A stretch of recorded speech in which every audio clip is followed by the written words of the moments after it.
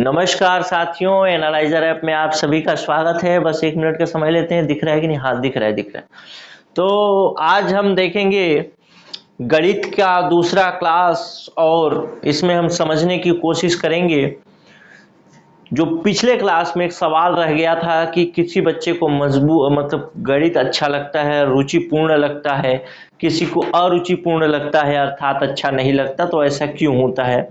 तो उस विषय को जानने के लिए हमको ये जानना पड़ेगा कि गणितीय विचार किस तरीके से विकसित होते हैं किसी बच्चे के मन में, या आपके मन में भी किस तरीके से विकसित होते हैं गणितीय विचार।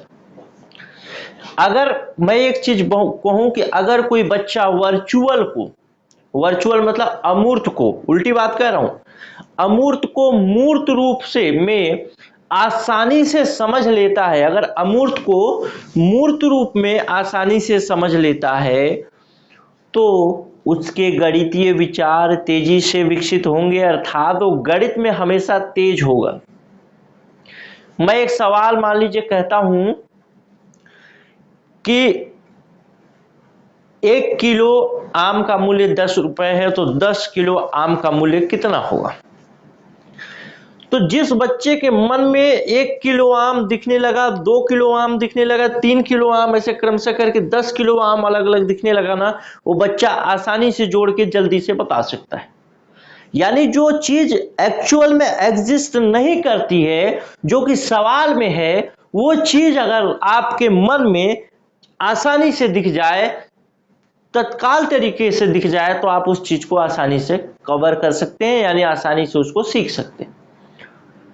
तो आज के इस क्लास में हम देखेंगे कि बच्चे आखिर किस तरीके से सीखते हैं। नन्हा सा बच्चा मेरे को लगता है अमेरिका का है और इसकी माता भी अमेरिका की है। इंडियन तो नहीं लगती और गोरी बहुत है। ठीक है, ये बच्चा भी गोरा बहुत है। हमारे भारत के लोग ऐसे नहीं होते, गेहूं रंग के होते हैं ज्यादा से ज्यादा, लेकिन ये गोरे हैं, गोरे, लिटरली गोरे। 3 तरीके से गणितीय विचार विकसित होते हैं, या 3 तरीके से गणितीय विचार जो होते हैं किसी के मन में आते हैं। उन 3 तरीके क्या हैं उसको देखते हैं। पहला तो है ये मूर्त से अमूर्त की ओर बढ़ते हैं, ये विशिष्ट से व्यापक की ओर बढ़ते हैं, ये सोपान क्रमिक संरचनाएं बनाते हैं। ये 3 विचार हैं और 3 विचारों से आपके सहायक शिक्षक में भर भर के प्रश्न पूछा गया है। अर्थात ये क्लास आपको हो सकता है कि 4 से 5 प्रश्न कवर कराने में आसान कर दे, मतलब हेल्प कर दे। आसानी से 4 से 5 प्रश्न आपके सही हो जाएं, और इतना आसान प्रश्न पूछा गया है कि जिसको कि आप पढ़ेंगे तो आपको लगेगा कि अरे ये तो बच्चा भी बना देता। लेकिन जब आप उसको बिना पढ़े ऐसे टिक लगाएंगे कि इसको तो कोई बच्चा भी बना देगा, 100% आप 100 में 90 मौका ऐसा होगा कि आप गलत हो जाएंगे। तो पढ़ के टिक लगाएंगे तो 100% सही है, बिना पढ़े टिक लगाए मतलब गलत है। आइए देखते हैं मूर्त से अमूर्त की ओर बढ़ने की प्रक्रिया, या मूर्त से अमूर्त क्या चीज हुआ। चलिए सीधे चलता हूं और जो शब्द आएगा उसको समझाते भी चलूंगा। चलिए, सभी ज्ञान की तरह गणित का भी प्रारंभिक ज्ञान हमारे ठोस अनुभव निरूपण से होता है। जैसे बच्चे में गणितीय अवधारणा विकसित करने की यह एक महत्वपूर्ण प्रदर्शन विधि है। कौन सा? मूर्त से अमूर्त की ओर बढ़ना। एक एक लाइन से प्रश्न पूछ देगा। ठोस अनुभव निरूपण से विकसित होता है गणित। यही लाइन पूछ देगा, आप ऐसे पॉइंट टू पॉइंट करके आपके हाथ पांव फुल जाएंगे। सभी ज्ञान की तरह गणित भी प्रारंभिक ज्ञान हमारे ठोस अनुभव निरूपण से होता है। जैसे अगर अभी इस कमरे में एसी चला है, छोटा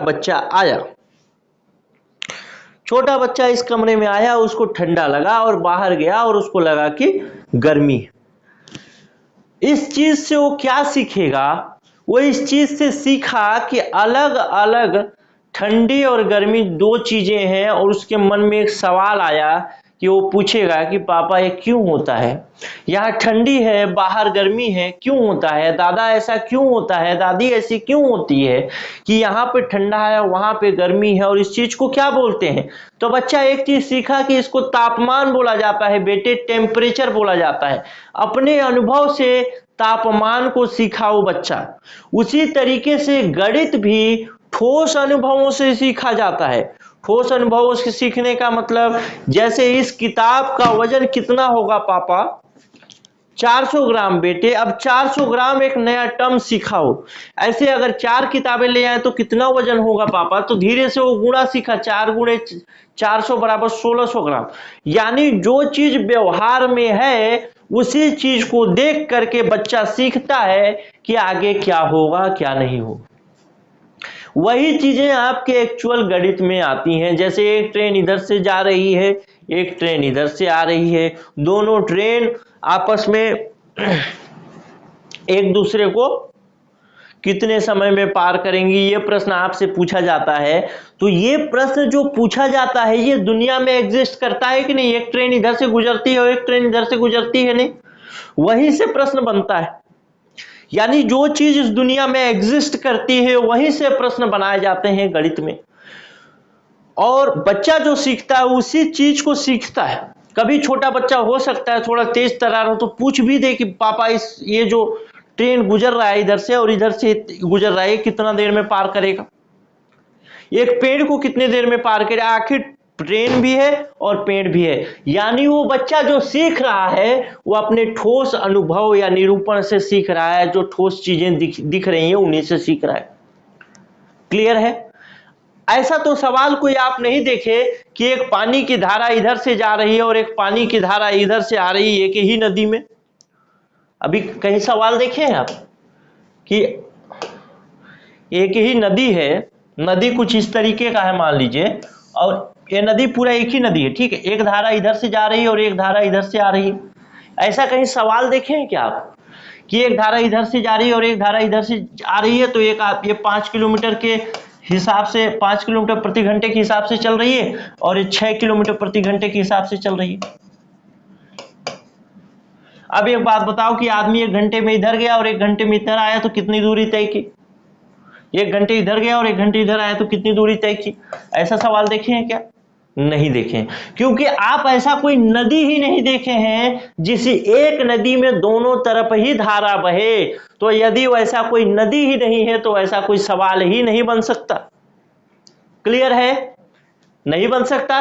तो आपके जीवन में जो चीजें हैं उन्हीं चीजों से तो सवालात बनते हैं, उन्हीं चीजों से सवाल बनते हैं, और वही चीजें फिर गणित में आ जाती हैं। जब वो एक मतलब यही चीज अगर मैं बोलूं, यही जो मूर्त चीज, मूर्त मतलब जो दिखाई देता है, जो ठोस है, उसी चीज को तो बोला गया ठोस अनुभव। जो दिखाई देता है वही चीज फिर अमूर्त रूप से अर्थात वर्चुअल रूप से, पहले तो आप गए एक बच्चे को आपको सिखाना है, आप बच्चे को सिखा दिए कि बेटा धन कैसे करते हैं, चलो भैया बेटा आज तुमको धन सिखाना है। तो धन सिखाने के लिए आप बोले कि तुम्हारे पास 2 आम है, ठीक है, उसके बाद तुम्हारे पास 2 आम है। या फिर एक दूसरे बच्चे का उदाहरण है, तुम्हारे पास 2 आम है, तुम्हारे भाई के पास भी 2 आम है, तुम्हारे भाई ने तुमको 2 आम दे दिए तो तुम्हारे पास कितने आम हुए। तो बच्चा तुरंत जोड़ेगा 2 आम मेरे पास था, 1 2 और 1 2, 1 2 3 4 आम। इसी तरीके से सिखाते हैं आप धन सिखाने के लिए। तो धन सिखाने के लिए उस बच्चे के मन में आम की छवि तो होनी चाहिए। आम क्या है, एक मूर्त चीज है, लेकिन जब बच्चा एक बार आम देख लेता है, उसके दिमाग में छप जाता है, तो फिर वो अमूर्त से भी उसको जोड़ लेता है। आज अगर मैं आपसे पूछूं कि मेरे पास 2 आम है, आपके पास 2 आम है, आपने 2 आम मुझे दे दिए, हालांकि आप नहीं देंगे मुझे पता है, बड़ी रस्सा कस्सी हो गई तो दे भी दें अलग बात है, कोई लड़ाई झगड़े की स्थिति आ सकती है, नहीं देंगे आप। लेकिन मैं मान लेता हूं कि आपने दे दिया, या फिर मैंने 2 आम आपको दे दिया, तो आपके पास कितने आम हुए, आप फट से बोलेंगे 4 आम।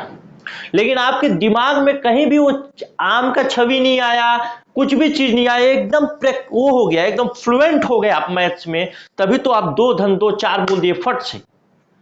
लेकिन जब आप छोटे थे, याद रखो, जब छोटे थे तो आपको आम की भी जरूरत थी, आपको 1 2 3 4 ऐसे आम करने की भी जरूरत थी, तब आप जोड़ करके बता रहे थे 4 आम। लेकिन एक शरारती बच्चा था, तो उससे टीचर ने ऐसे ही पूछा कि बेटा तुम्हारे पास 2 आम है, तुम्हारे भाई के पास 2 आम है, अगर वो तुमको आम दे देता है तो बताओ कितने आम हुए। तो बोला बेटा, वो बच्चा बोला कि मेरे पास तो 2 ही आम रहेगा सर। तो बोला कैसे, 2 आम तो उसने दिए, उसको जोड़ ही नहीं रहे हो तुम। तो बोला मैं अपने भाई को बड़ी अच्छी तरीके से जानता हूँ, आम देता नहीं, आम उसको बहुत पसंद है, वो खाता है, खुद देता नहीं, बल्कि मेरा छीन लेगा। तो ये तो अलग बात है, खैर ये तो मजाक की बात है, लेकिन इसी तरीके से सिखाते हैं। तो पहले उसको मूर्त चीज पता हो, यानी दिखाई देने वाला ठोस चीज पता हो, ठोस निरूपण, ठोस अनुभव जो इस दुनिया में एग्जिस्ट करती है, वही सवाल आपके गणित में टकराते हैं। ये चीज आपको ध्यान में रखना चाहिए। बच्चों में गणितीय अवधारणा विकसित करने की एक महत्वपूर्ण प्रदर्शन विधि है। प्रदर्शन विधि मतलब एक तरीके से दिखाने वाला विधि, प्रदर्शनी जो लगता है ना, जो सामने में दिखे, तो ये प्रदर्शन विधि है जिसमें किसी ठोस वस्तु या मूर्त रूप से अमूर्त रूप की रचना की जाती है। जैसे एक बार बच्चा आम देख लिया तो फिर उसको धीरे धीरे आम के बारे में सोच करके जवाब दे सकता है। पहले तो आम ला करके जवाब देगा, यानी किसी बच्चे को अगर गणित सिखाना है आपको, तो पहले तो उसको एक एक आम ऐसे देना पड़ेगा। मान लीजिए 1 आम है, 2 आम है, 3 आम है, 4 आम है, उसको बताया कि बेटा तुम्हारे पास 4 आम है, फिर 2 आम मैं तुमको दे रहा हूं, तो ऐसे 2 आम और बनाएंगे, 2 आम और लाएंगे, तो एक फिर गिनेगा 1 2 3 4 5 6, तो बताएगा सर मेरे पास 6 आम है। ये तो रहा मूर्त। फिर धीरे धीरे उस बच्चे से ये आम घटते जाएंगे, यानी आम नहीं होगा, बस आप लिख देंगे आम, तुम्हारे पास 4 आम है, मेरे पास 6, 2 आम मैंने दिया, तो तुरंत बच्चा जोड़ के बताएगा कि 6 आम हुआ। फिर ये आम भी हट जाएगा, केवल अंक बच जाएगा। आप बोलेंगे 2 आम है तुम्हारे पास, मेरे पास 4 आम है, मैंने 4 आम तुमको दिए, बताओ कितने आम है तुम्हारे पास, फट से बोलेगा 6 आम। उसको सोचने की जरूरत भी नहीं है, आम का तस्वीर बनाने की, आम का रूप दिमाग में आम भी नहीं आया, लेकिन वो फट से बता दिया, क्योंकि वो मूर्त कब था, जब उसको आम लाला के जोड़ के दिखाया जाता था, मूर्त से अमूर्त में आ गया। ठीक है, प्रदर्शन विधि है, यानी प्रदर्शन विधि मतलब मूर्त लाला के दिखाया ना भाई, 1 आम 2 आम 3 आम, ऐसे प्रदर्शनी में दिखाया ना उसको, वही चीज। अब आगे बात देखते हैं, और आगे बात क्या कहते हैं। अमूर्त से तात्पर्य है जो मूर्त या ठोस रूप से अनुभव से न किया जा सके, जिसके बारे में मैं बता चुका हूं, वर्चुअल एक तरीके से। हमारे आसपास की वस्तुएं जैसे गेंद, संतरा, तरबूज, लड्डू, जिनकी आकृति गोल है, गोल से त्रिविमीय आकारी गोलाई या गोल की संकल्पना अर्थात वृत्त की अवधारणा विकसित होती है। जैसे गोल से क्या बच्चा सीखेगा, वृत्त सीखेगा, या फिर और चीजें सीखेगा, जैसे गोला सीखेगा। ये सब चीजें किससे, गोलाई से विकसित हुई। उसी तरीके से त्रिभुज से किसी चीज का विकास होगा। त्रिज्या कैसे बनेगा, आज त्रिज्या कैसे बनता है वो भी बता दूंगा। शिक्षण शास्त्र पेडागोजी की एक महत्वपूर्ण विधि है, कौन सा, मूर्त से अमूर्त की ओर जाना या सीखना, शिक्षण शास्त्र की एक महत्वपूर्ण विधि है। ये सारे लाइंस आपको याद रखने हैं, आपसे प्रश्न पूछ सकते हैं, और अभी मैं पूछूंगा भी। प्राइमरी गणित के किसी पाठ्यक्रम को सीखने के लिए इस विधि को निश्चित ही सम्मिलित किया जाना चाहिए। प्राइमरी गणित के किसी पाठ्यक्रम को सीखने के लिए मतलब क्योंकि वो बच्चा छोटा है, छोटा बच्चा किस में पढ़ता है, प्राइमरी स्कूल। प्राइमरी स्कूल में कौन सा गणित पढ़ाया जाएगा, प्राइमरी स्कूल, यानी प्राथमिक गणित पढ़ाया जाएगा। तो क्यों शामिल करना चाहिए, क्योंकि वैसे ही तो बच्चा सीखेगा 2 आम जोड़ के। प्रत्येक गणितीय अवधारणा से अन्य गणितीय अवधारणा जनित होती है। जैसे गोल की अवधारणा से हम त्रिज्या, केंद्र, गोले का पृष्ठ, क्षेत्रफल और आयतन की अवधारणा जनित करते हैं। साथ ही संबंधित अवधारणाओं के बीच पूरी तरह अमूर्त या औपचारिक संबंध के बारे में हम सोच सकते हैं। उदाहरण के लिए गोले और उसके आयतन के बीच के संबंध को देखिए, चाहे गोले का आकार कुछ भी हो, किसी भी आयतन का बना हो, संबंध वही रहता है। ठीक है, गोले का आयतन सिर्फ उसकी त्रिज्या पर निर्भर करती है, चाहे गोला कितना भी बड़ा हो चाहे कितना भी छोटा हो। इस तरह हम मूर्त चीजों से अमूर्त गणितीय अवधारणा प्राप्त कर सकते हैं। साथ ही हम और भी संबंधित अमूर्त विचार उत्पन्न कर सकते हैं और सैद्धांतिक रूप से हम उनके बीच संबंध का अध्ययन कर सकते हैं। यानी पहले मूर्त से अमूर्त में गया, अब अमूर्त अमूर्त में ही खेल होने लगा। अब अमूर्त अमूर्त में मतलब अमूर्त अमूर्त मतलब एक वर्चुअल प्रश्न, वर्चुअल जवाब, वर्चुअल प्रश्न और वर्चुअल जवाब। ए स्क्वायर प्लस बी स्क्वायर क्या होगा, अब क्या पता यार, उसका कभी जरूरत नहीं लगता, लेकिन पढ़ा तो है, वो अमूर्त तो है। जैसे त्रिभुज की अवधारणा, त्रिभुज का क्षेत्रफल, परिणाम, परिमाप, त्रिभुजों की लंबाई आदि। चतुर्भुज की अवधारणा, चतुर्भुज का क्षेत्रफल, परिमाप, लंबाई, विकर्ण आदि की लंबाई आदि। आइए देखते हैं 2019 में पूछा गया प्रश्न। उससे पहले मैं एक चीज बता देता हूं। आपकी माँ छोटी छोटी रोटी बनाती थी, ठीक है, ऐसे गोल गोल रोटी बना दी आपकी माता जी ने, नहीं ये नहीं तो ला के दिखाते थे, ऐसे गोल रोटी मान लीजिए आपकी माता जी ने बनाया। यहाँ से इस गोल रोटी को ऐसे ऐसे काट दिया, 2 भाग में तोड़ दिया, ठीक है, 4 भाग में तोड़ दिया। अब इसको इतना बड़ा, ठीक है, अब एक बच्चा इसको मिला के देखता है, यहाँ से यहाँ की लंबाई और इधर का रोटी का इसका सबका ऐसे एक के ऊपर एक रख दिया, ठीक है, कुछ इस तरीके से बना, ठीक है। ये 4 ठो है मानिए, इसके ऊपर 3 ठो है इसके ऊपर, यानी 4 लेयर है, क्योंकि तोड़ के रख दिया ना, तोड़ के रखा तो 4 ठो हुआ ना भाई, एक रोटी को 4 भाग में से तोड़ा। तो अब यहाँ से त्रिज्या के बारे में जाना, चाप के बारे में जाना, तो ऐसे धीरे धीरे बच्चा सीखता है अमूर्त से मूर्त से अमूर्त की ओर, फिर अमूर्त में चला जाएगा तो फिर तो अलग ही बात। देखते हैं, शुरुआती स्कूल गणित सीखा जाता है। सहायक शिक्षक 2019 में पूछा गया प्रश्न, ठोस निरूपण द्वारा, सांकेतिक निरूपण द्वारा, चित्रात्मक निरूपण द्वारा, मानसिक निरूपण द्वारा। मैं क्या बताया था, ठोस चीजों से बच्चा सीखता है, ठोस निरूपण द्वारा, पहला ही लाइन बताया था आपको। ऑप्शन ए सही उत्तर हो गया, ठीक है। ध्यान से देखिएगा क्योंकि मैं पढ़ाया हूं इसको, सबसे पहले लाइन में इसी को पढ़ाया हूं और कई बार बताया हूं। ज्ञान की तरह गणित का भी प्रारंभिक ज्ञान हमारे ठोस अनुभव या निरूपण से विकसित होता है। दूसरा प्रश्न देखते हैं, नीचे दी गई किस अवधारणा का मूर्तिकरण ठोस उदाहरणों से कर सकते हैं। यानी नीचे जो कुछ अवधारणाएं दी गई हैं, कुछ उदाहरण दिया गया है, ठीक है, नीचे दी गई अवधारणा का अमूर्तीकरण ठोस अनुभवों से कर सकते हैं। अमूर्तीकरण मतलब कि ऐसा कौन सा अवधारणा है, ऐसा कौन सा चीज है जिसको आप देख भी सकते हैं, छू भी सकते हैं, वैसा कुछ। तो क्या आप बिंदु को छू सकते हैं? बिंदु जैसा कोई चीज आपने आज तक देखा है? नहीं देखा। रेखा जैसा कोई चीज नहीं देखा। किरण जैसा कोई चीज नहीं देखा। और गोलाई तो सही उत्तर हो ही गया, डी, क्योंकि इसको हमने पढ़ भी लिया है। गोल गोल संतरा, गोल गोल गेंद आदि हमने पढ़ा था ना अभी। चलिए, आपको क्लास अच्छा लग रहा होगा, इस नंबर पे व्हाट्सएप करिएगा, क्लास ज्वाइन करिएगा। दूसरी बात, हमने बहुत सारी फ्री पीडीएफ की व्यवस्था की है। जो लोग क्लास ज्वाइन नहीं करना चाहते वो लोग फ्री पीडीएफ ले सकते हैं। फ्री पीडीएफ में आपको कुछ कुछ कंटेंट मिलेगा, जैसे इसी का पूरा का कंटेंट आपको फ्री पीडीएफ में मिल जाएगा जो मैं पढ़ा रहा हूँ।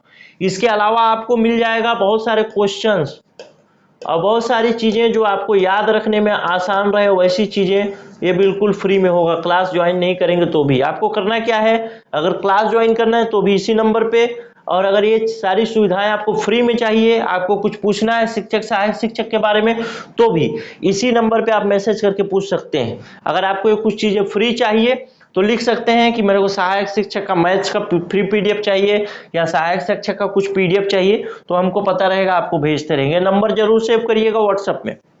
चलिए आगे चलते हैं। प्राइमरी गणित के लिए किसी भी पाठ्यक्रम को निश्चित ही किस श्रेणी में सम्मिलित किया जाना चाहिए। सीजी टेट 2017 में पूछा गया। मूर्त से अमूर्त की ओर, अमूर्त से मूर्त की ओर, खुला से अंत की ओर, प्रबोधक, फीडबैक। सही उत्तर क्या हुआ, मूर्त से अमूर्त की ओर। पहले बच्चे को आम दिखाओ, फिर आम लिखो, फिर आम गायब, फिर 4 और 2 केवल अंक ही रह गया, आम गायब हो गया। पहले मूर्त में आम आया, आम गायब हो गया, तो मूर्त से अमूर्त की ओर, ऑप्शन ए आ गया। आइए देखते हैं, अमूर्त गणित के अधिगम का प्रथम चरण प्रारंभ होता है। अमूर्त गणित के अधिगम का यानी अमूर्त गणित को सीखने का, अधिगम मतलब सीखना, लर्निंग, प्रथम चरण कहां से प्रारंभ होता है बताना है। प्राथमिक स्तर पर, माध्यमिक स्तर पर, उच्चतर प्राथमिक स्तर पर, या उपरोक्त में से कोई नहीं। सही उत्तर क्या होगा? प्राथमिक गणित में ही ये चीजें बताई जानी चाहिए, मूर्त से अमूर्त की तरफ वाला। तो क्या हो गया? Option A. इसको मैंने लाइन बाय लाइन पढ़ा है, आप पीडीएफ में देख भी लीजिएगा। अगर आपको भरोसा नहीं होगा तो इस वीडियो को पीछे ले जाइएगा। जब मैं उसका कैरेक्टरिस्टिक्स पढ़ा रहा था मूर्त से अमूर्त की ओर, तो मैं इन चीजों को डील किया कि प्राथमिक गणित में, प्राइमरी गणित में इस चीज को शामिल किया जाना चाहिए। ठीक है दोस्त, इसीलिए मैं कहता हूं पैसा थोड़ा बहुत बचा लोगे कोई दिक्कत नहीं है, पैसा बचा लो, लेकिन मेन है सिलेक्शन। वो हो जा रहा है अगर आपका, तो पैसा बचा लो। पैसा बचाना बहुत अच्छी बात है। मूर्त से अमूर्त की ओर, अगर पैसा नहीं बचाना चाहते, मतलब सिलेक्शन लेना चाहते, पैसा बचाना नहीं बचाना, सिलेक्शन लेना चाहते तो क्लास तो ज्वाइन करना ही पड़ेगा। सारी चीजें हम लोग फ्री में नहीं पढ़ा सकते। सारी चीजें अगर फ्री में पढ़ाने लगेंगे तो मुश्किल हो जाएगा। तो मतलब हमारे लिए, हमको सारे सैलरी दे रहे, बहुत सारे खर्चे हैं, बहुत सारे खर्चे हैं। अब वो सारे खर्चे हमको पूरे करने हैं, आप ही पूरा करेंगे, तो इसीलिए पेड क्लास का कंसेप्ट रखा है। और अगर खर्चे पूरे होते हैं तो पढ़ाने में भी मजा आता है। देखते हैं अगला क्वेश्चन। मूर्त से अमूर्त की ओर बढ़ना समस्या हल विधि है, प्रयोगशाला विधि है, प्ले वे विधि है, पेडागोगिक विधि है। तो सबसे लास्ट लाइन हमने पढ़ा था। आप बोलेंगे कि इसको तो पढ़ा ही नहीं है, लेकिन पढ़े थे कि यह एक पेडागाजिक विधि है, पेडागोगिक विधि है, यानी पढ़ाने की एक पद्धति है। चलिए मैं आपको दिखा देता हूं, ऑप्शन डी वैसे इसका सही उत्तर होगा। उस लाइन को मैं दिखा देता हूं, नहीं तो आपको लगेगा कि वो लाइन तो हमने पढ़ा ही नहीं है बच्चे। तो उस लाइन को देख लेते हैं। यह शिक्षण शास्त्र पेडागोजी की एक महत्वपूर्ण विधि है। लाइन में लिखा है, उसी को प्रश्न में पूछा है। आइए देखते हैं। वैसा कोई चीज मैं आपका छोड़ूंगा नहीं जो कि आपसे बाद में समस्या आपको पैदा कर दे। वैसा कोई चीज नहीं छोड़ूंगा जो कि आपसे पूछा जाना चाहिए। हर वो चीज जो पूछा जा सकता है या थोड़ी सी भी पूछे जाने की संभावना है, मैं यहाँ पे भी कवर करूंगा। आपका फ्री क्लास जो देख रहे हैं उसमें भी, अगर यूट्यूब में देख रहे हैं तो, और पेड क्लास में जो लोग ज्वाइन किए हैं उनको तो ये 1 नंबर का मैं सारा चीज देने वाला हूं, ताकि उनका 100% सिलेक्शन श्योर हो सके। मूर्त से अमूर्त तक की प्रक्रिया खाली स्थान से संबंधित है। समस्या समाधान विधि से, प्रदर्शन विधि से, खेल विधि से, या शैक्षणिक विधि से। पेडागॉजिक विधि या शैक्षणिक विधि उसको हिंदी में बोला जाता है शैक्षणिक विधि, अंग्रेजी में पेडागॉजिक विधि। तो सही आंसर क्या हो गया? Option D. इसका 2 आंसर हो जाएगा मेरे ख्याल से। एक तो शैक्षणिक विधि भी होगा और एक पेडागॉजिक विधि भी होगा। एक प्रदर्शन विधि तो हमने जो पढ़ा था वो है ही, प्रदर्शन विधि पढ़ा है, ध्यान रखिएगा। मैं फिर से दिखा देता हूं। वैसे आप इसका आंसर शैक्षणिक विधि और प्रदर्शन विधि भी ले सकते हैं। मूर्त से अमूर्त तक की प्रक्रिया खाली स्थान से संबंधित है, शैक्षणिक विधि से भी संबंधित है। एक कैरेक्टरिस्टिक जो इससे पहले वाले क्वेश्चन में भी हमने देखा। तो ऐसा नहीं है कि ये लाइन गलत हो जाएगा, लेकिन व्यापम ने इसको सही लिया है, ऑप्शन बी को, प्रदर्शन विधि को। प्रदर्शन विधि को हमने कब पढ़ा था? जब मैंने आपको बताया था आम ला करके प्रदर्शन करके दिखाया जाता है। मैं आपको उसको दिखा देता हूं जहां पे मैंने बताया था। बच्चों के गणितीय अवधारणाएं विकसित करने की एक महत्वपूर्ण प्रदर्शन विधि है जिसमें किसी ठोस वस्तु मूर्त से अमूर्त की रचना की जाती है। तो यही प्रदर्शन विधि आपसे उठा करके पूछ लिया। और एक चीज और मैं बता दूं, जो मैंने बोला शिक्षण शास्त्र पेडागॉजी की एक महत्वपूर्ण विधि, तो शैक्षणिक विधि जो है वो भी सही उत्तर होगा, लेकिन व्यापम ने इसका उत्तर लिया है प्रदर्शन विधि। ठीक है, चलिए आगे के कुछ प्रश्न देखते हैं जो यहीं से संबंधित होने चाहिए।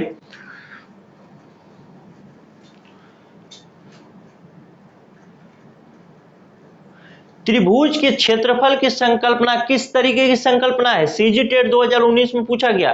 मूर्त, अमूर्त, ए और बी दोनों उपरोक्त में से कोई नहीं, तो सही उत्तर क्या होगा?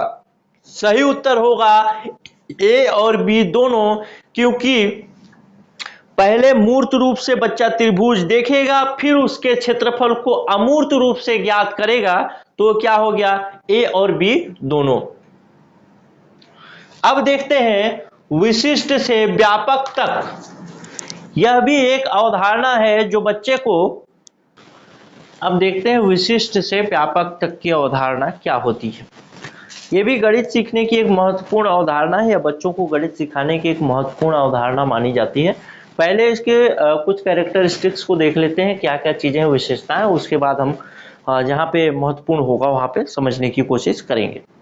बच्चों में गणितीय अवधारणाएं विकसित करने की यह एक महत्वपूर्ण विधि है, जिसमें किसी वस्तु के विशेष गुणों की पहचान कर उन्हें अन्य गुणों की अवधारणा विकसित की जाती है और वस्तु के विषय में व्यापक अवधारणा बनाई जाती है। समझ नहीं आया?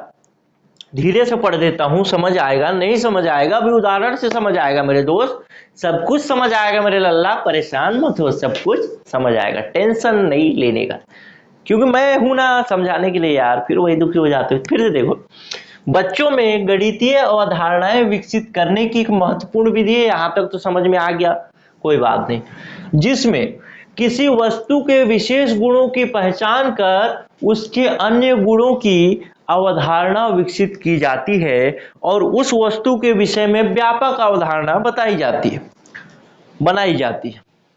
समझ में आया? नहीं आया? एक उदाहरण से समझते हैं। सबसे पहले क्या बोला कि जिसमें किसी वस्तु के विशेष गुण की पहचान की जाती है, अन्य गुणों की अवधारणा विकसित की जाती है और उसके विषय, उस वस्तु के विषय में व्यापक अवधारणा बनाई जाती है। जैसे मैं कहता हूं पूंछ, तो आपकी आंखों में कौन सी तस्वीर आएगी? घोड़े की पूंछ, बंदर की पूंछ, या आपको उस कुत्ते की पूंछ नजर आएगी जो टेढ़ी होती है? अब देखिए, मैं कहूं ना घोड़े की पूंछ, बंदर का पूंछ और कुत्ते का पूंछ, तीनों में बहुत कुछ अलग होगा, बहुत कुछ अलग होगा, यानी विशेष गुण होगा। कुत्ते के पूंछ का विशेष गुण होगा कि वो इस तरीके से टेढ़ा होगा, घोड़े का पूंछ ऐसे झबुआदार होगा, और किसका पूंछ एक और है, बंदर का पूंछ कुछ लंबा होगा जो कि पकड़ लेगा। आप देखें बंदर आते हैं गांव में तो क्या करते हैं, ऐसे ऐसे देखते रहते हैं, ऐसे सिर को, ऐसा लगता है कि जू निकाल के खा रहे हैं, लेकिन वैसा कुछ होता नहीं। मेरे गांव में एक घटना हुई, मेरे बड़े पापा का जो घर था वहां पे एक बहुत बड़ा, मतलब घर है, वहां पे एक बहुत बड़ा बरगद का पेड़ हुआ करता था, तो उसकी कुछ शाखाओं को काट दिया गया। अब उस बरगद के पेड़ में आ गए बंदरों का झुंड, और उस बरगद के पेड़ में आके चढ़ गए, और पूरे गांव में हल्ला हो गया, क्योंकि बंदर अक्सर हमारे क्षेत्र में मिलते नहीं है, सरगुजा क्षेत्र में।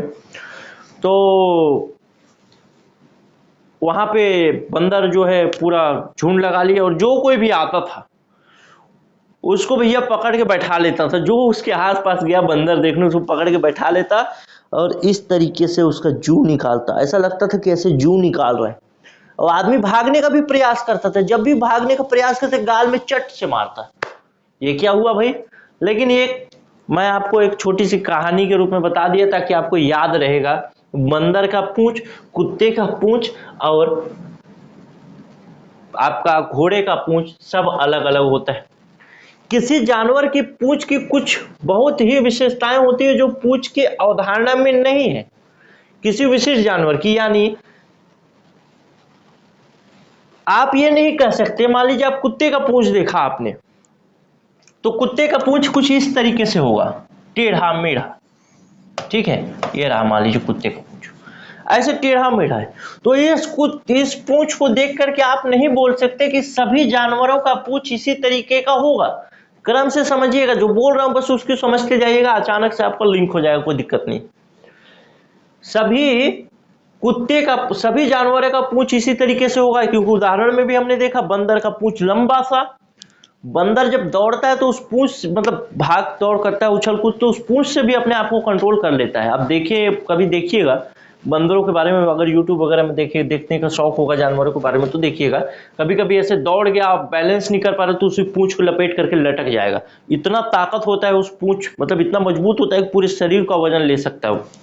तो कुल मिला के मैं ये कहना चाहता हूं कि कुत्ते के पूंछ को देख करके आप ये नहीं बोल सकते कि ये पूंछ जो है ऐसा ही सेम पूंछ गाय का भी होगा, घोड़े का भी होगा या फिर बिल्ली का भी होगा। इसकी कुछ विशिष्ट अवधारणा, मतलब कुछ विशिष्ट विशेषताएं हैं। अगर मैं कहूं कि घोड़े के 2 फुट लंबी काली पूंछ है, मैं उसके बालों की मोटाई, उसके रंग, उसके कोण और शरीर के साथ बनती है यदि बता सकता हूं, लेकिन क्या यह बातें किसी भी घोड़े की पूंछ के लिए सही होंगी? नहीं होंगी। किसी घोड़े का पूंछ जैसे इसमें काला है तो उसका होगा पीला टाइप का, किसी का नीला टाइप का। नीला घोड़ा तो खैर मैं नहीं देखा हूं, लेकिन वो एक गुलाबी टाइप का घोड़ा देखा हूं, थोड़ा सा पीलापन लिए हुए, तो उसका पूंछ वैसा होगा। किसी का पूंछ लंबा होगा, किसी का पूंछ छोटा होगा,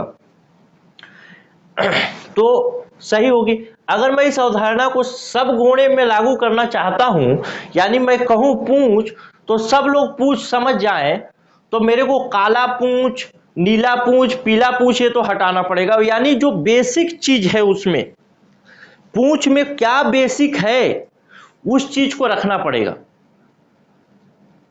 पूंछ में क्या बेसिक है, तो आप एक चीज देख सकते हैं कि किसी भी जानवर के पीछे तरफ हमेशा पाया जाएगा ये लंबी रस्सी की तरह होगा।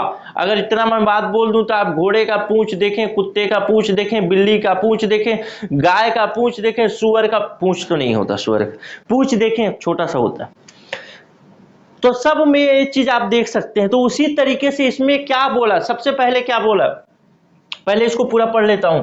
तो मुझे घोड़े के पूंछ की ऐसी तस्वीर बनानी होगी जो केवल मेरे घोड़े के पूंछ की विशेषताओं तक सीमित न हो। इसी चीज को बताया गया। क्या? बच्चों में गणितीय अवधारणा विकसित करने की एक महत्वपूर्ण विधि है किसी वस्तु के विशेष गुणों की पहचान कर उसके अन्य गुणों की अवधारणा विकसित की जाती है और उस वस्तु के विषय में व्यापक अवधारणा बनाई जाती है। अर्थात कि उन सब विशिष्ट चीजों को हम अंडरलाइन करते हैं, जो विशिष्ट चीजें सभी जगह पाई जाएंगी। अर्थात मैं जब पूंछ की बात करता हूं तो मैंने पूंछ के बारे में 2 बात अगर कही कि जानवर के पीछे तरफ पाया जाएगा और रस्सी नुमा आकृति होगी, तो आप कोई भी पूंछ उठा के देखिए सेम इसी तरीके का होगा। कोई थोड़ा मोटा रस्सी नुमा हो सकता है, कोई पतला रस्सी नुमा हो सकता है। तो यही चीज है विशिष्टता से व्यापकता की ओर। यानी पहले छोटी चीजों को बताइए कि इसका गुण ये है, जब बच्चा पूंछ सीख जाए तो फिर उसके बारे में और चीजें बताइए। ये कहता है ये चीज, विशिष्टता से व्यापकता की अवधारणा यही कहता है। आइए हम देखते हैं गायों और कुत्तों के शरीरों पर भी ऐसी चीजें होती है, इसलिए अपनी अवधारणा में सब जानवरों को पूंछों को शामिल करने के लिए इसे और भी व्यापक बनाना पड़ेगा। एक विशिष्ट स्थिति से लेकर और ज्यादा स्थितियों को शामिल करने के लिए अवधारणा व्यापक बनाते हुए हम विशिष्ट स्थिति के कुछ गुणों को छोड़ देते हैं और उन गुणों को चुनते हैं जो सभी उदाहरणों में है। यानी जैसे मैं बताया कि हमेशा जानवर के पीछे तरफ पाई जाएगी और रस्सी नुमा आकृति होगी, आप हर पूंछ को ऐसा देख सकते हैं। इसी तरह ये तो रहा पूरा एक उदाहरण आपको समझाने के लिए कि जब भी हम पूंछ की बात करें, किसी भी चीज की बात करें, मुंह की बात करें, तो मुंह खुलेगा, बंद होगा, दांत होंगे, इस तरीके की बातें हम कर सकते हैं। हर जीव के मुंह में ऐसा होगा सामान्य तौर पे। ये तो आपको सिखाने की बात हुई कि आप किस तरीके से विशिष्ट से व्यापक की ओर बढ़ते हैं, यानी उन विशिष्ट गुणों की पहचान करते हैं जो व्यापक तौर पे सभी जगहों पे पाए जाते हैं। उन विशिष्ट गुणों की पहचान करते हैं जो व्यापक तौर पे सभी जगहों पे पाए जाते हैं। इसी तरह से हम गणित के चतुर्भुज की अवधारणा अगर विकसित करना चाहते हैं तो हम कहेंगे कि वर्ग, आयतें, समलंब आदि को जांचते हैं। यानी वर्ग देखेंगे, आयत देखेंगे, समलंब देखेंगे, सब में कुछ कुछ, समलंब चतुर्भुज जो होता है सब में कुछ कुछ गुण होते हैं। अब उसमें से जो उभयनिष्ठ गुण होगा, उभयनिष्ठ गुण मतलब कॉमन गुण जो होगा, कॉमन क्वालिटी होगा, जैसे सारे जो त्रिभुज होंगे वो 4 भुजाओं वाली बंद आकृति होंगे, चाहे आप इसको ऐसे बनाएं। इन सभी चतुर्भुजों के अंतर्गत में आपको कुछ अंतर देखने को मिल सकता है ऐसा। लेकिन सभी में आप देख रहे हैं कि चार भुजाएं तो हैं, लंबाई चौड़ाई की बात इसीलिए नहीं कर रहा है, चार भुजाएं तो हैं और बंद भी हैं। तो ये दो गुण, जो दो उभयनिष्ठ गुण हुए ना, यही इसके विशिष्टता से व्यापक की ओर ले जाते हैं। यानी इसका विशिष्ट गुण ये हुआ, इसका विशिष्ट गुण ये हुआ। यानी व्यापक अगर आप चतुर्भुज की बात कर रहे हैं, आयत वर्ग की बात कर रहे हैं, तो सब में एक क्वालिटी तो पाया जाएगा कि चार भुजाएं होंगी और साथ ही साथ वो बंद आकृति की होंगी। समझ में आ गया होगा? नहीं आया होगा तो फिर बताइएगा, फिर आगे बताएंगे। इसी प्रकार हम चार भुजाओं की बंद आकृति की व्यापक अवधारणा बनाते हैं और ऐसी किसी आकृति को चतुर्भुज कह देते हैं। देखते हैं बच्चों में गणितीय विचार मुख्यतः किन अवधारणाओं द्वारा विकसित किए जा सकते हैं। ऑप्शन ए है सोपान क्रमिक संरचनाओं से, ऑप्शन बी है विशिष्ट से व्यापक की ओर बढ़ने से, ऑप्शन सी है मूर्त से अमूर्त की ओर बढ़ने से, या ऑप्शन डी इनमें से कोई नहीं। तो हमने दो पॉइंट्स अभी तक, वैसे तो शुरुआत में ही हमने देख लिया कि ये तीन चीजें हमको पढ़नी है जो बच्चों में गणितीय विचार की अवधारणाओं को विकसित करते हैं। उसमें सोपान क्रमिक संरचना भी है, विशिष्ट से व्यापक की ओर, मूर्त से अमूर्त की ओर भी है। तो सही उत्तर तो ऑप्शन डी हो जाएगा। लेकिन एक चीज मैं रिवाइज करा दूं, मूर्त से अमूर्त की ओर हमने क्या पढ़ा? पहले बच्चा ठोस चीजों को देखेगा, ठोस चीजों का निरूपण करेगा, फिर उसको वर्चुअली सोचेगा, फिर वर्चुअली भी हट जाएगा, और मतलब ठोस हमेशा के लिए हट जाएगा, फिर वर्चुअली के ऊपर, यानी वर्चुअल जो दुनिया है, जो आभासी दुनिया है, उस आभासी दुनिया के ऊपर एक दुनिया बनेगी जो कि सुपर वर्चुअल वर्ल्ड होगी, जिसमें कोई ठोस चीज नहीं होगा, केवल आभास और आभास में ही प्रश्न बनेंगे, यानी वर्चुअल प्रश्न बनेंगे और उसके वर्चुअल उत्तर आएंगे। तो वहां तक दिमाग ले जाता है, लेकिन उस दिमाग को वहां तक पहुंचने के लिए पहले मूर्त चीजें जाननी पड़ेगी कि मूर्त चीजों से अमूर्त चीजों की ओर हम बढ़ रहे हैं। जैसे एक बच्चा गेंद को देखता है गोल, उसके बाद वो वृत्त देखता है कि वृत्त भी गोल होता है, वो उससे मैच करके देखता है। उसी तरीके से एक बच्चा देखता है रोटी गोल है तो वृत्त भी गोल है, तो इसी तरीके से मैच करके देखता है, ठीक है, उसी तरीके से सीखता है। जैसे मैंने जोड़ वाला आपको उदाहरण बताया था कि किस तरीके से बच्चा आम को जोड़ना सीखता है। तो सबसे पहले जब छोटा बच्चे को आम जोड़ना सिखाना है, तो छोटा बच्चा जो है वो आम जोड़ना, आम मतलब जोड़ घटाव अगर उसको सिखाना है तो आसानी से आप नहीं सिखा सकते। उसको क्या करना पड़ेगा? पहले आपको मूर्त चीजें दिखानी पड़ेगी। मूर्त चीजें मतलब वो चीजें जो दिखाई दे, जिस चीज को बच्चा छू सकता है, वैसी चीजें मूर्त चीजें होंगी। जैसे बच्चे को जोड़ना सिखाना है तो उसको आम दे दिए कि बच्चे बेटा तुम्हारे पास ये 4 आम है और मेरे पास ये 2 आम है, मैं ये 2 आम दूंगा तो तुम्हारे पास कितने आम होंगे? तो बच्चा जोड़ेगा, जोड़ेगा नहीं, गिनेगा बस, रख के आम को 1 2 3 4 5 6, तो कितना हो गया? 6 आम, ठीक है। फिर उसके बाद मैंने आपको बताया था मूर्त के बाद ये अमूर्त हो जाएगा, यानी यहां से आम हट जाएगा। बच्चे को सिर्फ आप केवल बोलेंगे बेटा तुम्हारे पास आम नहीं देंगे, आम नहीं देंगे। अब बच्चे को बोलेंगे बेटा तुम्हारे पास 4 आम है और मेरे पास 2 आम है, तो कितना आम होगा? तो बच्चा जोड़ेगा 4 आम, ऐसे मन मन में जोड़ेगा, 1 आम 2 आम। मतलब जो आम था वो पहले मूर्त था, मतलब दिख रहा था, ठोस था, वो हट गया, वो पूरी तरीके से हट गया है। अब बच्चा मन में ही आम का फोटो बना ले रहा है, 1 आम 2 आम 3 आम 4 आम। फिर उससे ऊपर में आप जाएंगे और यहां से तो बच्चा ये सब चीजें सीख गया। उसके बाद और थोड़ा सा बच्चे का विकास होगा तो फिर आम से कोई मतलब नहीं है। आप बोले बेटा 4 आम है, 5 आम, 4 आम है और 2 आम मैं दे रहा हूं, तुम्हारे पास कितने आम हुए? बच्चा बोला 6 आम। आप आम के जगह में अंगूर बोले, तीतर बोले, कबूतर बोले, कुछ भी बोले, बच्चा बोलेगा 6 ही है, क्योंकि उसको आम से मतलब नहीं है। बच्चा इसको जोड़ना सीख गया उस अमूर्त से, मूर्त से अमूर्त की ओर बढ़ते हुए। उसी तरीके से फिर दूसरा एक हमने जो पढ़ा, विशिष्ट से व्यापक की ओर बढ़ने की प्रक्रिया, इसमें क्या देखा कि हम उन सारी चीजों को देखते हैं जिसमें कुछ विशिष्ट गुण पाए जाते हैं जो कि व्यापक तौर पे पाए जाते हैं। जैसे चतुर्भुज वाला गुण देखा हमने कि 4 भुजाएं होंगी हमेशा और चारों भुजाएं जो ये चारों भुजाएं बंद भुजाएं होंगी, यानी बंद होने से चतुर्भुज का निर्माण होगा। ये आप समानांतर चतुर्भुज देखें, वर्ग देखें, आयत देखें, कहीं पर भी देखें, अभिलंब चतुर्भुज देखें, कहीं पर भी देखें, हर जगह आपको ये दोनों ऑप्शन यानी दोनों गुण आपको देखने को मिल जाएगा। तो ये दो चीजें तो हमने पढ़ रखी है अभी। अब हम पढ़ेंगे सोपान क्रमिक संरचना, तो उसको आगे समझ लेंगे। लेकिन ये तीनों आंसर जो होगा यानी ABC जो तीनों होगा वही इसका उत्तर हो जाएगा, उपरोक्त सभी। ठीक है, चलिए ऐसा भी प्रश्न पूछ सकता है, आसान सा है, लेकिन अगर आ जाएगा तो दिमाग घुमा देगा आपका। अब देखते हैं पद सोपानिक संरचनाएं ये क्या होती हैं भाई। पद सोपानिक संरचनाएं बहुत आसान है मेरे दोस्त, बहुत आसान, बहुत आसान। देखते हैं। कुल मिला के कहना यह चाहता है कि पहले आप बच्चे को जोड़ सिखाइए, फिर घटाव सिखाइए, फिर गुणा सिखाइए, फिर भाग सिखाइए। बच्चे के दिमाग में लोड मत मार लो मेरे दोस्त, बच्चे के दिमाग में लोड मत डालो। बच्चा मासूम है, आप भी मासूम थे, अपने दिनों को याद करिए, गुल्ली डंडा खेलते थे, अंटा बाटी खेलते थे, बात खत्म हो जाती है। आज के बच्चे जितना वजन है उससे दो गुना 1.5 गुना वजन लेके ऐसे झोला लेके जा रहे, क्या खेलेंगे, क्या अपना बचपना जिएंगे। तो इसीलिए तो आपको ये सीखने की जरूरत पड़ रही कि बच्चे को सिखाना कैसे है ताकि ऐसे ऐसे झोला लेके न जाना पड़े। ठीक है, तो आइए देखते हैं पद सोपानिक संरचना क्या होती है। पद सोपानिक संरचना से तात्पर्य विचारों का सोपान क्रम से है, जो विचारों की एक प्रणाली है जिसमें विचारों की अलग अलग श्रेणियों के अनुसार क्रमिक रूप से एक के ऊपर एक व्यवस्थित किया जाता है। यह एक गणितीय विचार विकसित करने और गणित सीखने की प्रक्रिया का सबसे आसान एवं श्रेष्ठ विधि भी है। अभी ये सारी चीजें एक उदाहरण में समझ में आ जाएगी, टेंशन लेने वाली बात नहीं। इस विधि में गणितीय ज्ञान का ढांचा सोपानिक तरीके से, सोपान क्रमिक तरीके से बनता है और व्यापक रूप से इसी प्रकार ग्रहण किया जाता है। प्राथमिक स्तर पर बच्चों में गणितीय विचार पहले ठोस वस्तु के निरूपण, चित्रों एवं संकेतों द्वारा विकसित होते हैं। ध्यान रखिएगा, सब कभी भी आपसे पूछेगा कि बच्चों में गणितीय विचार सबसे पहले कैसे विकसित होते हैं, तो सबसे पहला उत्तर लिखिएगा ठोस वस्तु का निरूपण।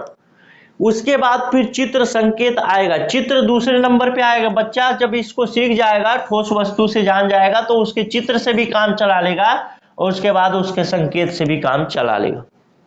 ठीक है, इसी से विकसित होते हैं। जैसे जैसे मूर्त वस्तुओं और पदार्थों से प्राप्त अमूर्त विचार व्यापक होते हैं, वैसे वैसे उनमें शामिल अवधारणाओं का भी विस्तार होता रहता है। अगर हम व्यापकता की परिभाषा के हर चरण को लिखते जाएं तो हमें विचारों की एक श्रृंखला मिलेगी, जिससे अवधारणा, जिसमें अगली अवधारणा ज्ञाता व्यापक अवधारणाओं को शामिल होगी। कुछ उदाहरण अभी समझेंगे, टेंशन मत लीजिए। जैसे संख्या पद्धति। कुल मिला के ये कहना ये चाहता है कि बच्चा सीखता कैसे है। तो कुल मिला के अगर मैं सार रूप से कहूँ ना, जितना हमने पढ़ा है ये सारी चीजें पद सोपानिक संरचना के विषय में, तो इतना मैं कह सकता हूँ सार रूप से। और आप ये भी कह सकते हैं कि पद सोपानिक संरचना का मतलब ये है कि बच्चे को कोई भी चीज सिखाया जाए वो क्रम से सिखाया जाए। क्रम से सिखाने का मतलब बच्चा सीखता भी वैसे ही क्रम से, पहले हिलना डुलना सीखेगा, फिर पलटना सीखेगा, फिर ऐसे ऐसे चलना सीखेगा, फिर धीरे से खड़े होने सीखेगा, फिर चलना सीखेगा, फिर बोलना सीखेगा। तो इस तरीके से क्रम से सीखता है, छोटी छोटी चीजों को लेकर के सीखता है। उसी तरीके से पद सोपानिक संरचना के विषय में भी यही बात कही जाती है कि आप पद सोपानिक संरचना का मतलब ये है कि आप बच्चे को ऐसा एक बार में मत सिखाइए, आप उसको सिखाइए। पहले जोड़ मान लीजिए सिखा रहे हैं, तो आप अगर चाहेंगे बच्चे को एक सवाल दे दें कि 2 गुणे 2 गुणे 3 धन 5 धन 12 माइनस 18 भागे 3, अगर ये सबसे पहली के बच्चा को दे दिए तो उसके हाथ पांव फूल जाएंगे कि नहीं फूलेंगे। तो क्या कहना चाहते, पद सोपानिक संरचना क्या कहता है? पद सोपानिक संरचना कहता है कि सबसे पहले आप उसको जोड़ सिखाओ। पहले सिखाओ कि 2 धन 2, चलो। फिर उसके बाद सिखाओ जोड़ के बाद घटाओ, तो उसको सिखाओ 4 भागे 2। फिर सिखाओ उसको गुणा, तो फिर सिखाओ उसको 2 गुणे 2। फिर सिखाओ उसको सॉरी क्या क्या सिखा दिया यार। पद सोपानिक संरचना कहता है पहले उसको मान लीजिए जोड़ सिखाओ, तो सिखाओ कि 2 धन 2, फिर सिखाओ घटाओ तो 4 माइनस 2, फिर सिखाओ उसको गुणा तो 2 गुणे 2, फिर उसको सिखाओ भाग तो 4 भागित 2। इस तरीके से एक एक को पूरा पहले उसको सिखाओ एक एक क्रम से। उसके बाद जब ये सीख जाए तो फिर लंबा चौड़ा 2 गुणे भाग गुणा भाग 3 13 वाला जो प्रश्न अभी जो देखे थे उसको करवाओ, जैसे अभी दिखा देता हूं फिर से। ये लो भैया, ये लो भैया, ये लो भैया, ये लो भैया, बल्लू भैया, बल्लू भैया, बल्लू भैया, बल्लू भैया, आगे आ जा। अरे यार ये वाला इस तरीके का प्रश्न फिर सिखाओ, कोई दिक्कत नहीं है। जब वो एक बार जोड़ घटाव गुणा भाग सब कुछ जान गया तो सीखेगा फिर ऐसा। तो इसी चीज को कहा गया है इसमें। जैसे एक उदाहरण से अभी देखेंगे इस संख्या पत्ती में, लेकिन पहले देखते हैं कि जो मैं चीज बताया उसको आप समझ पाएंगे। पद सोपानिक संरचनाओं के तात्पर्य विचारों का सोपान क्रम से है, जो कि विचारों की एक प्रणाली है। इसी को मैं बताया कि पहले जोड़ घटाओ, फिर पहले जोड़ सिखाओ, फिर घटाओ सिखाओ, फिर गुणा, फिर भाग सिखाओ। अलग अलग श्रेणियों के अनुसार क्रमिक रूप से ऊपर व्यवस्थित होती है। यह एक गणितीय विचार विकसित करने और गणित सीखने की प्रक्रिया और आसान और श्रेष्ठ तरीका है। इस विधि में गणितीय ज्ञान का ढांचा सोपानिक क्रम तरीके से बढ़ता है, जैसे पहले जोड़, फिर घटाओ, फिर गुणा, फिर भाग, और व्यापक रूप से इसी प्रकार ग्रहण किया जाता है। प्राथमिक स्तर पर बच्चों में गणितीय विचार पहले ठोस वस्तु के निरूपण से आते हैं। तो ठोस वस्तु के निरूपण से पहले उसको जोड़ ही तो सिखाएंगे आप, फिर चित्रों एवं संकेतों द्वारा आते हैं। जैसे जैसे मूर्त वस्तुओं और पदार्थों से प्राप्त अमूर्त विचार व्यापक होते जाते हैं, वैसे वैसे उसमें शामिल अवधारणाओं में विस्तार होता जाता है। अगर हम व्यापकता, अवधारणा मतलब विचार, अवधारणा में विस्तार होने का मतलब क्या है, सारी चीजों धीरे धीरे सीखता है। जैसे सब कुछ सीख गया तो फिर बड़ा वाला प्रश्न करने की स्थिति में आया, अभी जो प्रश्न दिखाया था। अगर हम व्यापकता की प्रक्रिया के हर एक चरण को देखते जाएं तो हमें विचारों की एक श्रृंखला मिलेगी, यानी जोड़ घटाव गुणा भाग एक श्रृंखला हुआ, जिसमें हर अवधारणा उससे अगली अवधारणा में शामिल होगी। ठीक है, तो यही सारी चीजें बताया। चलिए एक और उदाहरण देख लेते हैं संख्या पत्ती का। मूर्त वस्तुओं को गिनने से हमें प्राकृतिक संख्याओं का समुच्चय प्राप्त होता है। तो प्राकृतिक संख्याओं को यहाँ पे दर्शाया गया है n से।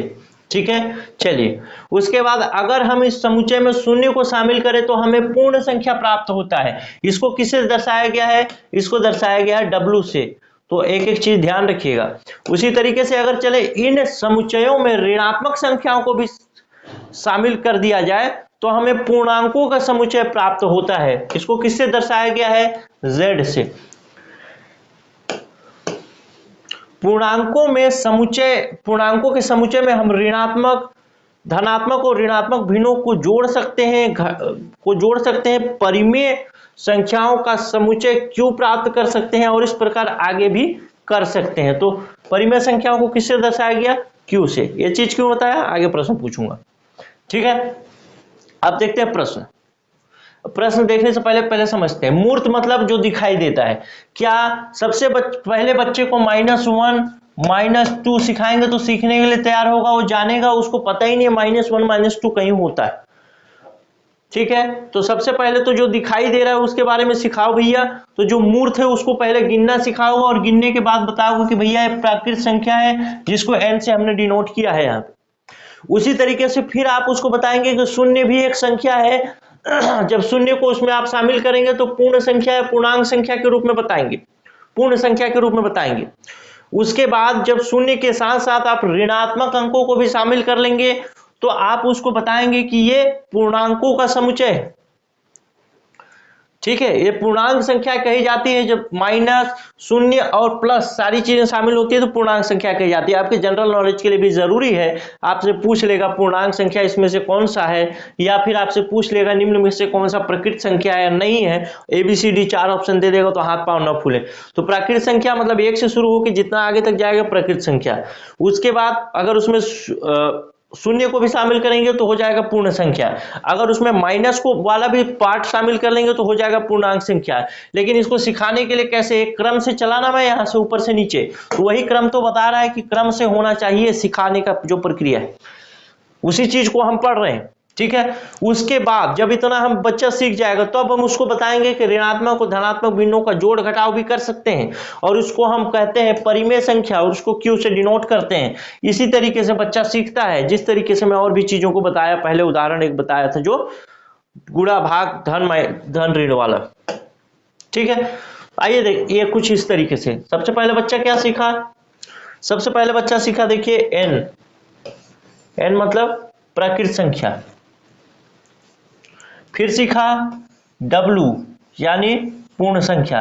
फिर सीखा Z यानी पूर्णांक संख्या। उसके बाद सीखा Q यानी परिमेय संख्या। अब देखिए इसमें क्या क्या आता है। N में क्या आएगा? 1 2 3 4 5 6 7 8 9, आगे भी जो चीजें 9 तक। ठीक है, जब इसमें जीरो भी शामिल कर दिए गए यानी 0 1 2 3 4, ये सब क्या हो गया? पूर्णांक, पूर्ण में आ गया। अब पूर्णांक में क्या आ गया? -1 -2 -3 0 1 2 3, ये क्या है? पूर्णांक है। अब -1/2 3/4, ये क्या हो गया? ये आपका परिमेय संख्या हो गया।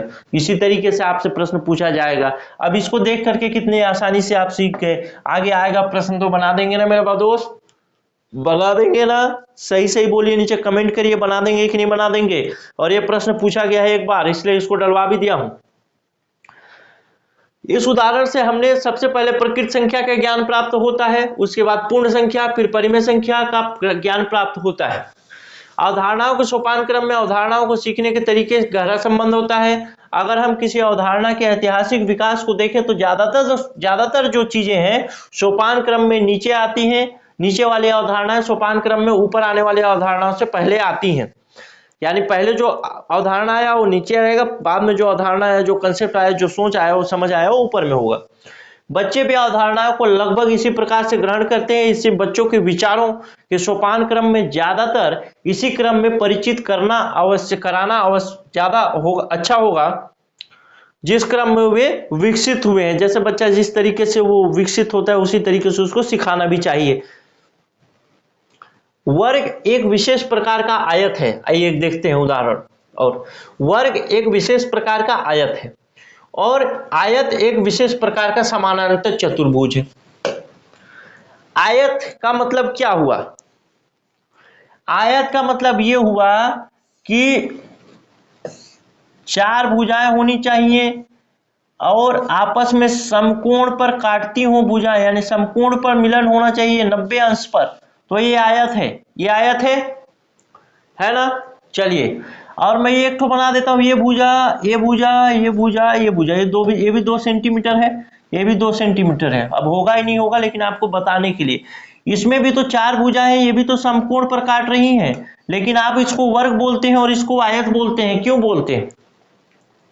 जब दोनों परिभाषाएं सेम है तो आप क्यों बोलते हैं? दोनों में सेम कैरेक्टरिस्टिक्स है तो क्यों बोलते हैं? क्यों? क्योंकि इसकी भुजाएं, सभी भुजाएं बराबर है वर्ग की, लेकिन इसकी सभी भुजाएं बराबर नहीं है। ऊपर नीचे की भुजाएं बराबर होती हैं इसमें। ठीक है, तो ऊपर नीचे का मतलब आमने सामने की। वर्ग एक विशेष प्रकार का आयत है। तो अगर मैं उस परिभाषा के अनुसार चलूं कि अगर 4 भुजाएं हैं और चारों भुजाओं का मिलन समकोण पर है, तो इसका मतलब क्या हुआ? यह वर्ग भी एक तरीके का आयत मान सकता हूं। और आयत एक विशेष प्रकार का समानांतर चतुर्भुज है। ठीक है, समानांतर है, ये इसके समानांतर है, ये इसके समानांतर है, ये इसके समानांतर है, ये इसके समानांतर। लेकिन बहुत से बच्चों को कक्षा 2 में ये चीजें एक साथ सिखाई जाती है बगैर उनके आपस में संबंध को बताए। तो 2 साल बाद भी उनमें से बहुत से बच्चे कहेंगे कि वर्ग जो है समानांतर चतुर्भुज नहीं है। समझ गए? अगर इसके विषय में बताया गया कि ये एक समानांतर चतुर्भुज है और इसके विषय में बताया गया कि ये समानांतर चतुर्भुज नहीं है, तो 2 साल के बाद भी बच्चा नहीं जान पाएगा, क्योंकि इसके विषय में उसको एक बार भी समानांतर चतुर्भुज नहीं बताया गया। लेकिन यदि कोई अच्छा टीचर होता, कोई अच्छा पढ़ाने वाला होता, तो उसको बता देता कि भैया ये देखो और ये भुजा देखो, ये आपस में समानांतर है, ये भी आपस में समानांतर है, ये भी आपस में समानांतर है। तो वर्ग भी एक तरीके का समानांतर चतुर्भुज है। इन छोटे छोटे कंसेप्ट को बताता कि समानांतर का मतलब क्या होता है, तो बच्चा बड़ा होकर वर्ग को समानांतर चतुर्भुज मान लेता, कोई समस्या नहीं थी। लेकिन वो बच्चा नहीं मानेगा, क्योंकि इन छोटे छोटे कंसेप्ट को उसको नहीं बताए गए। और मेरी कोशिश यही होती है कि आपको भी छोटे छोटे कंसेप्ट को बताऊं। वैसे इसकी जरूरत नहीं है, तो यहां पे उदाहरण के रूप में था। ठीक है, इसीलिए किसी भी नए विचार को अच्छी तरह से समझने के लिए उसमें सबसे आने वाले गणितीय विचारों को अच्छी तरह समझना आवश्यक होता है। इसी प्रकार हम क्रम से आगे बढ़ते हैं और सीखने की अवधारणा विकसित होती है। आइए देखते हैं प्रश्न। अगर हमने अच्छी तरीके से पढ़ा होगा तो प्रश्न हमसे अच्छी तरीके से बन जाएंगे। गणित सीखने की प्रक्रिया आसान हो सकती है यदि सोपान क्रमिकता के आधार पर शिक्षण योजना बनाई जाए, सभी अवधारणाएं मूर्त में समझाई जाए, व्यापक विचारों का विशिष्टीकरण किया जाए, गणितीय प्रतीकों को कम से कम उपयोग किया जाए। तो सही उत्तर क्या हो जाएगा? यदि हम बच्चे को क्रम से गणित सिखाएंगे तो वो आसानी से सीख जाएगा। पहले उसको जोड़, घटाओ, गुणा और भाग सिखाएं। तो सही आंसर क्या हो जाएगा? Option A. आइए देखते हैं आगे कुछ प्रश्न। दूसरा प्रश्न, यदि संख्या पद्धति की सोपान क्रमिक श्रृंखला को प्रदर्शित करने के लिए कौन सा सही क्रम होगा? जहां पर n जो है प्रकृत संख्या को परिभाषित करता है, यानी n जो सिंबल है प्रकृत संख्या के लिए, इसको पढ़ा भी है हमने। और देखिए सीजी टेट 2012 में 21 में पूछ भी लिया है इसको, तो सहायक शिक्षक में भी पूछ सकता है, कोई दिक्कत नहीं है। W बताता है पूर्णांक, पूर्ण संख्या यानी होल नंबर के लिए, Q बताता है परिमेय संख्या और Z बताता है पूर्णांक संख्या के लिए। तो कौन सा, अगर किसी बच्चे को सिखाना है तो कैसे होगा? तो सबसे पहले हमने पढ़ा भी था, बच्चा सबसे पहले प्राकृत संख्या सीखता है, यानी n तो सबसे पहले आएगा, कोई दिक्कत नहीं है, यानी इस W वाले को काट देते हैं।